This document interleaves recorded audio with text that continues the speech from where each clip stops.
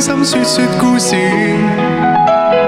偏偏今宵所想講不太易，遲疑地望你想說又復遲疑。秋風將湧起的某夜，遺留他的窗邊有個故事。孤單單的小伙子不告寂寞，徘徊樹下直至天際6月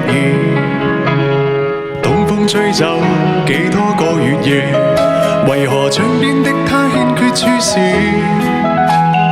刻於窗扉小子寫的愛慕字，完全沒用，像個飄散夢兒。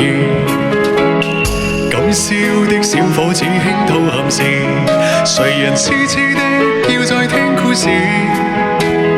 偏偏痴心小子只知道上集，祈求下集是個可愛夢兒。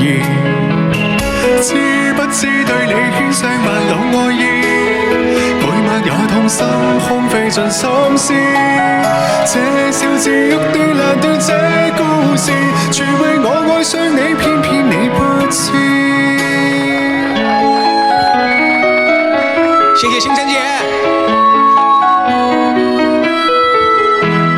春風輕吹，點點火花趁月夜，人人開開心心說說故事。終於傾出這小子的往事，長年累月為你心再支持。今宵知否對你的暗示，為何真的將它當故事？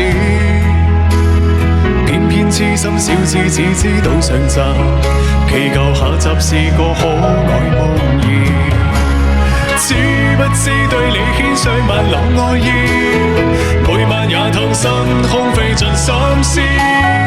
這小子欲斷難斷這故事，全為愛上了你，偏偏你不知。知不知每晚想你十次百次，每晚也去等，因我極心知。可不可合力延續這故事，延續這片愛意，一生兩相依。謝謝我星辰女神的鼎力支持，謝謝快樂，謝謝，謝謝女神們，謝謝。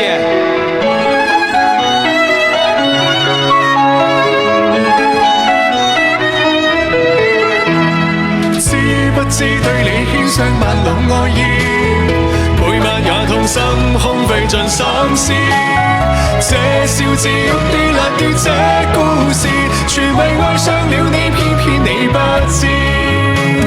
知不知每晚想你十次百次，每晚也去等，因我極心知。